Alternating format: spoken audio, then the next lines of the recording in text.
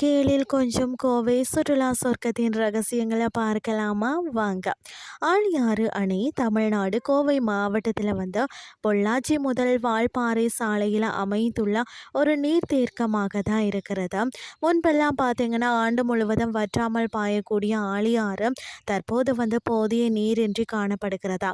எப்பொழுதும் வந்து கடல் போல காட்சியளிக்கும் என்பதால் தான் இதற்கு வந்து ஆழியார் என்று பெயரிடப்பட்டதா. ஆழி என்பது கடலை குறிக்கும், கடல் போன்ற ஆறு என்பதாலேயே இதற்கு வந்து ஆழியாறு என்ற பெயர் வந்ததாம். இந்திய நீர்த்துறை தேக்கத்தின் பட்டியலில் இந்த அணையானது பெரிய அணைகளின் தொகுப்பின் கீழ் வந்து இருக்கிறதா. மேற்கு தொடர்ச்சி மலைகளான வால்பாறையின் அடிவாரத்தில் அமைந்துள்ள இந்த ஆழியாறு அணை வந்து பார்த்தீங்கன்னா கோவையில் இருந்து 65 கிலோமீட்டர் தொலைவில் அமைந்துள்ளதுன்னே சொல்லலாம். அதாவது பரம்பிக்குளம் ஆழியாறு பாசன திட்டம் மூலம்தான் கட்டி முடிக்கப்பட்ட அணை 1962 தமிழக முதல்வராக இருந்த அப்பத்தைய காமராஜ் அவர்களால் வந்து திறந்து வைக்கப்பட்டதா. ஆழியாறு அணை வந்து பார்த்தீங்கன்னா மேற்கு தொடர்ச்சி மலையின் உற்பத்தியாகின்ற சில ஆறுகளில் ஒன்றாகவும் இருக்கிறது. அங்கு உற்பத்தியாகி தமிழ்நாட்டில் வந்து பார்த்தீங்கன்னா வடமேற்கு திசையில் சீறி பாய்ந்து கேரளா மாநிலம் சென்று அங்கு வந்து பார்த்தீங்கன்னா பாரத புல ஆற்றில் வந்து கலக்கிறதா. ஆழியாறு அணைக்கு மேலே வந்து நவமலை மின் நிலையம் வழியேயும் பரம்பிக்குளம் அணையில் இருந்து பார்த்தீங்கன்னா கால்வாய் மூலமாகவும் நீர்வரத்து வரக்கூடிய வண்ணம் உள்ளது. அதிகபட்ச நீர்வரத்து ஆண்டின் ஜூலை மற்றும் ஆகஸ்ட் மாதங்களில் தான் இருக்கும். அது மட்டும் இல்லாமல் பார்த்தீங்கன்னா அம்பராம்பாளையம் தர்கா ஆழியாற்றின் கரையில் உள்ளது. 3 புறமும் மலைகள் சூழ்ந்துள்ளதுன்னே சொல்லலாம். ஆழியாறு அணையை சுற்றிலும் உள்ள சுற்றுலா தலங்கள் பார்த்தீங்கன்னா படகு சவாரி, உல்லாச படகு பயண வசதி ஏற்படுத்தப்பட்டுள்ளது.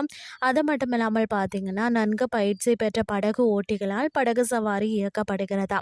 சவாரி செய்யக்கூடிய மக்கள் பார்த்தீங்கன்னா எல்லாருமே பாதுகாப்பான முறையில் சவாரி சென்று வாரார்கள். இங்கே வந்து மன மகிழ்விப்பதற்காக பூங்கா மற்றது பார்த்தீங்கன்னா மீன் காட்சியகம் முதலியன தமிழ்நாடு மீன்வள துறையினரால் வந்து பராமரிக்கப்பட்டு வருகிறதா. மற்றது பார்த்தீங்கன்னா குரங்கு அருவி. இந்த அணையின் அருகில் வந்து சற்று கொஞ்சம் மலையேறினாலே வந்து குரங்கு அருவி என்று அழைக்கக்கூடிய இந்த சிறு அருவி வந்து இருக்கிறது. இந்த அருவியானது பார்த்தீங்கன்னா மூலிகை நீர் போல மிகவும் வந்து தெளிவாக வந்து விழுகிறது. சோதனை சாவடியில் வந்து நுழைவுச்சீட்டு பெற்று தான் அருவிக்கு வந்து சென்று நீராடி வரலாம். அடுத்தது பார்த்தீங்கன்னா மயிலாடுதுறை ஆறு. மயிலாடுதுறை வந்து பார்த்தீங்கன்னா கோட்டூர் உட்பகுதிக்கு வந்து உட்பட்டதாகவும் இருக்கிறது. இது சிறிய அருவி அப்படின்னு சொல்லி அழைக்கிறாங்க. இதனுடைய இயற்கை அழகு என்னன்னு சொல்லி பார்த்தீங்கன்னா தென்னந்தோப்பின் சூழலாக தான் இருக்கிறதா. மழைக்காலங்களில் இந்த ஆற்றில் குளிர்ப்பதற்கு தடை விதிக்கப்பட்டிருக்கிறதா. காரணம் என்னென்னு சொல்லி பார்த்தீங்கன்னா அதிக நீர்வரத்து மற்றது சூழலாக இருக்கிறதா.